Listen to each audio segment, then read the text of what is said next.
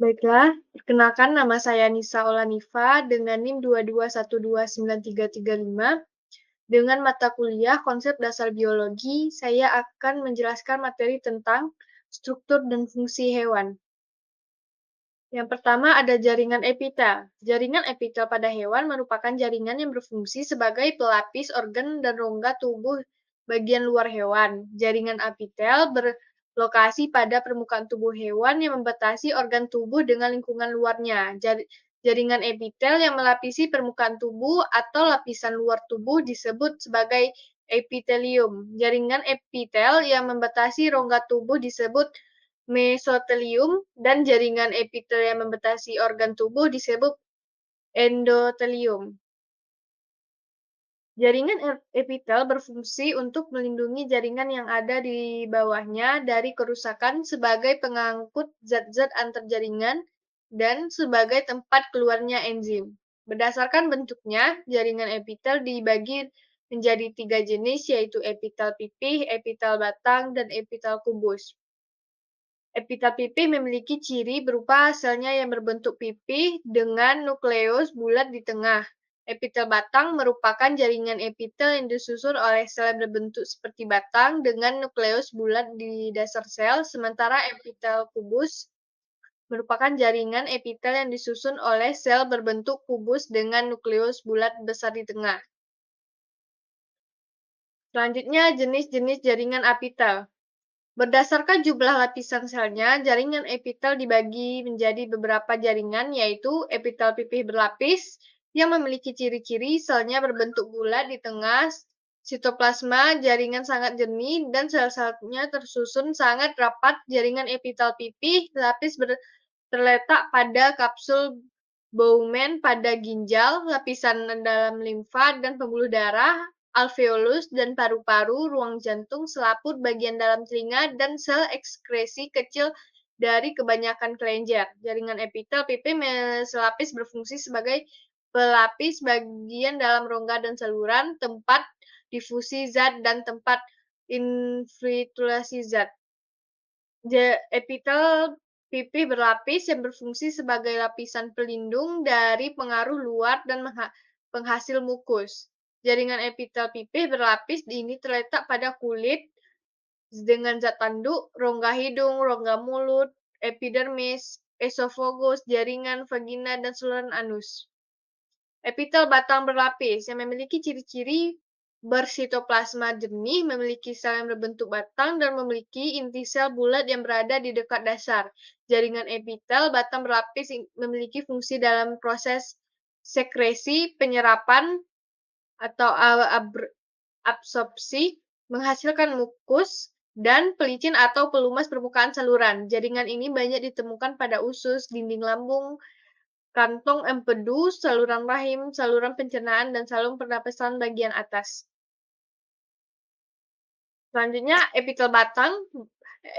Epitel batang melapis banyak yang tersusun dari banyak lapisan sel berbentuk batang. Jaringan epitel batang berlapis terdapat pada dinding kelopak mata, laring, faring, uretra, dan lapisan konjungtiva.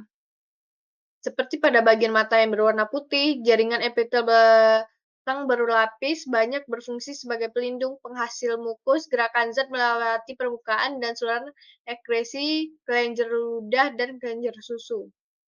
Epitel kubus lapis yang berfungsi sebagai lapisan pelindung, tempat penyerapan zat, dan penghasil mukus atau sekresi. Jaringan epitel kubus berlapis terletak pada kelenjar air liur, retina mata, permukaan ovari, dan saluran dari nefron ginjal. Epitel kubus berlapis banyak yang berfungsi sebagai pelindung, penghasil mukus, dan pelindung dari gesekan. Jaringan epitel kubus berlapis banyak dapat ditemukan pada folikel, ovarium, testis, kelenjar keringat, dan kelenjar ludah. Epitel transisi yang memiliki ciri sel penyusunnya dapat berubah bentuk dan berlapis-lapis dan berfungsi sebagai penahan regangan dan tekanan. Jaringan epitel transisi terdapat pada organ saluran pernafasan, uretal, dan kandungan kemih. Selanjutnya, jaringan ikat. Jaringan ikat merupakan jaringan yang berkembang dari mesenkim yang berasal dari lapisan tengah embrio. Jaringan ikat ini merupakan penyokong utama dari tubuh hewan dan manusia, sehingga seringkali disebut juga sebagai jaringan penyokong atau jaringan penyambung. Sel-sel jaringan ikat berada dalam sejumlah besar matriks yang diekskresikan sel-sel penyusunnya. Letak sel-sel jaringan ikat tidak berhimpitan rapat atau berpencar-pencar bila berhubungan dengan ujung-ujung protoplasmanya. Jenis-jenis jaringan ikat. 1. Jaringan ikat sebenarnya. Jaringan ikat sebenarnya merupakan jaringan ikat yang berada di seluruh bagian tubuh hewan karena berada di bawah kulit hewan dan berfungsi menghubungkan berbagai organ serta mengisi ruang antar jaringan yang berdekatan. Berdasarkan susunannya, jaringan ikat dibedakan menjadi jaringan ikat longgar, jaringan ikat padat, dan jaringan lemak. Jaringan ikat longgar dibentuk oleh matriks atau substansi dasar yang mengandung bermacam-macam sel dan serabut. Di dalam matriks berbentuk jaringan ikat longgar terdapat 4 macam sel, yaitu fibroblast, sel cago, dan sel lemak dan makrofag.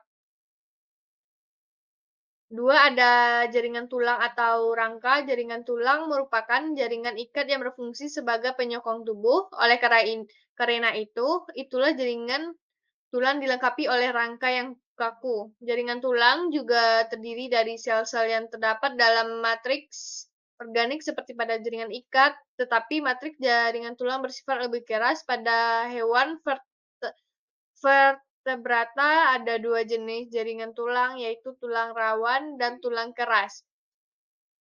3. Ada jaringan darah dan limfa. Jaringan darah merupakan jaringan ikat yang disusun oleh sel-sel darah merah, sel-sel darah putih, dan keping-keping darah yang berada dalam cairan yang dinamakan plasma.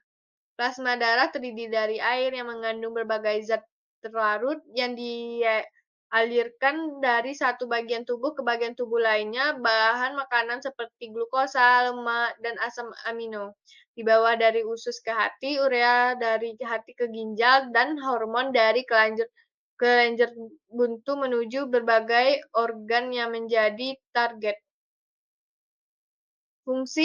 Fungsi jaringan ikat pada hewan. Jaringan ikat pada hewan memiliki beberapa fungsi sebagai berikut: sebagai pelekat satu jaringan dengan jaringan lainnya, sebagai pembungkus organ-organ, sebagai pengisi rongga yang ada di antara rongga-rongga, pelindung tubuh dari bakteri, sebagai pembentuk pada tubuh. Jaringan otot. Jaringan otot merupakan jaringan yang berasal dari lapisan embrional dan disusun oleh sel-sel khusus yang mampu berkontraksi karena mengandung myofibril sebagai elemen kontraktil. Jaringan otot ini kira-kira membangun 40% dari berat tubuh vertebrata termasuk manusia. Fungsi jaringan otot pada hewan adalah sebagai alat gerak aktif karena kemampuannya berkontraksi. Jenis jaringan otot.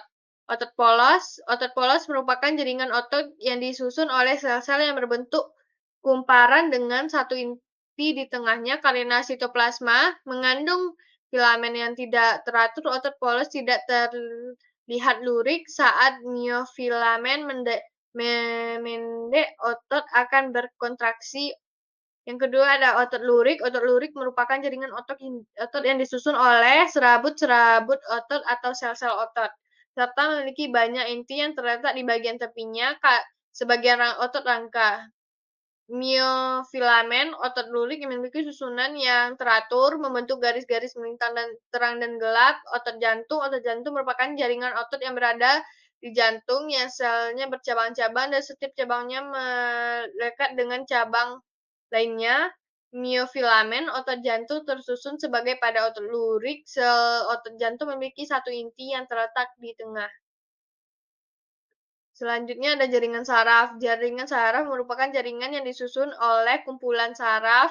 Kumpulan saraf ini disebut sebagai neuron. Neuron merupakan kesatuan fungsional dari sistem saraf yang memiliki kemampuan menghantarkan impuls sehingga terjadi komunikasi antara reseptor, sel atau organ penerima rangsangan dengan efektor, yaitu jaringan atau organ yang memiliki reaksi langsung seperti kelenjar atau otot. Jaringan saraf sendiri memiliki sel-sel reseptor yang dibungkus dengan jaringan ikat. Baiklah, sekian presentasi yang dapat saya sampaikan. Saya ucapkan terima kasih. Kalau ada salah saya mohon maaf.